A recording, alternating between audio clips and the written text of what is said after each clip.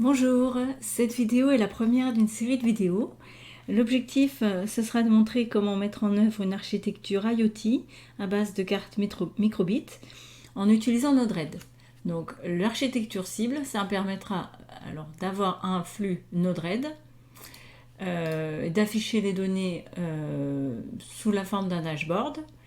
Ensuite, on pourra également envoyer les données sur un cloud ThingSpeak ou sur un cloud Adafruit. À l'origine, les informations dans cette architecture IoT sont envoyées sur une liaison série entre une carte microbit et un ordinateur qui reçoit les informations avec un programme Python. Donc, dans cette vidéo, je vais montrer une alternative aux composants UART qu'il faut avoir pour que la carte microbit envoie les données sur RS232. Donc on aura la carte microbit qu'on pourra équiper de différents capteurs. La carte microbit sera reliée en liaison série sur un PC avec Node-RED. Donc la liaison série sera émulée sur le câble USB. Voilà, c'est le même câble qu'on utilise pour flasher le programme sur la carte. Donc ça sera l'objet, c'est l'objet de cette première vidéo. Dans une prochaine vidéo, je montrerai comment créer un dashboard toujours avec Node-RED. Ensuite, une autre vidéo montrera comment envoyer les données sur le cloud Adafruit avec le protocole MQTT. Et enfin, une dernière vidéo montrera comment envoyer les données sur le cloud ThingSpeak avec le protocole HTTP, ce qui peut être pratique notamment dans les établissements quand le port 1883 du protocole MQTT est fermé. Donc là, avec la requête HTTP, ça permet de le mettre en œuvre plus facilement sur les réseaux informatiques des lycées. Alors c'est parti pour la première étape, c'est-à-dire récupérer les données envoyées par la carte microbit sur Node-RED.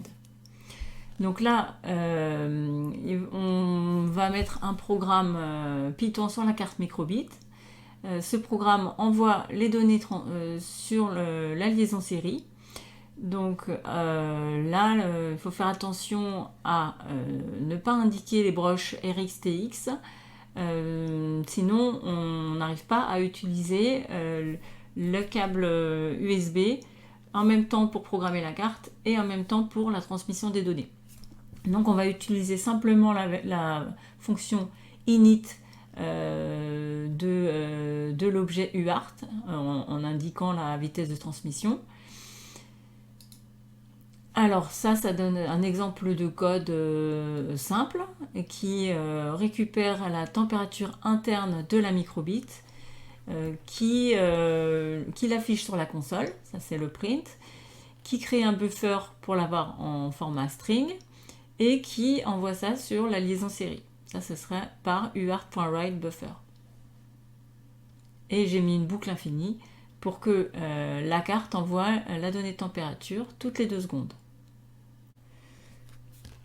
Si besoin, je vous invite à vous référer à la documentation de la microbit sur le site officiel pour voir la méthode température ou toutes les autres fonctions disponibles.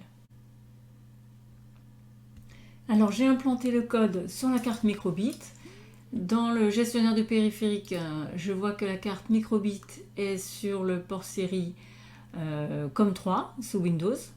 Donc je vais déjà vérifier que la carte microbit envoie bien les informations sur la liaison série. Donc avec un logiciel comme TerraTerm, je vais sélectionner le port COM3. Et là, je vois qu'effectivement, je reçois bien la température de la carte microbit.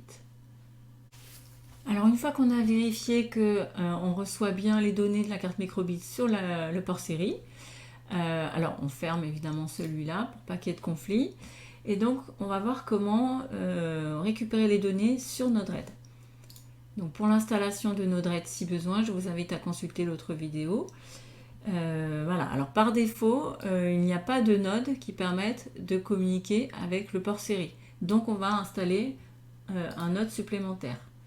Donc ça, on peut le faire simplement en allant dans Manage Palette. Dans l'onglet Install, je vais chercher Serial.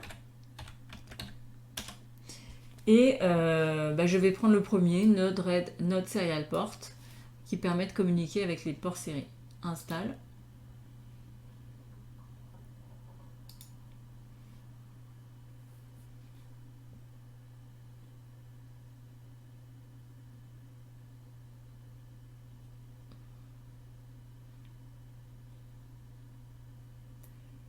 Donc là, le node est bien installé. Je peux fermer la fenêtre. Ah, voilà. Et donc là, j'ai 3 nodes qui ont été ajoutés dans ma palette. Alors, je vais prendre le node Serial In, puisque pour Node-RED, les données du port série, ce sera les données d'entrée du flux. Et je vais paramétrer le node de la même façon qu'on paramètre un logiciel comme Teraterm ou Putty. Donc là, j'ai pas encore de port série configuré, donc je vais l'ajouter. Là, on met simplement le nom sous Windows, donc comme 3. Dans mon programme, j'avais choisi 9600 bits par seconde. Pour l'instant, on peut s'arrêter là. Simplement là, sur ce paramètre Split Input on the Character, anti/n. Donc ça veut dire que le node serial va recevoir toutes les données qui arrivent sur le port série et va découper toutes les données qui arrivent avec le caractère anti/n. C'est-à-dire qu'à chaque fois qu'on rencontre anti/n, le node va créer un message qui va rentrer dans le flux. Donc ça va vraiment découper les données qui arrivent. Ok, donc là je vais pouvoir lui donner un nom.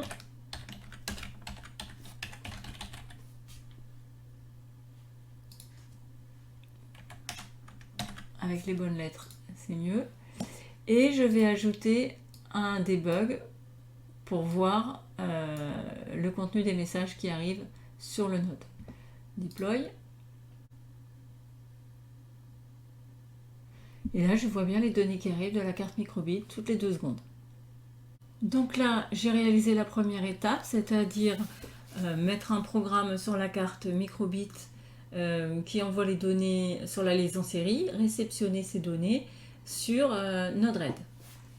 Là, on voit que le payload, c'est bien juste la donnée de température.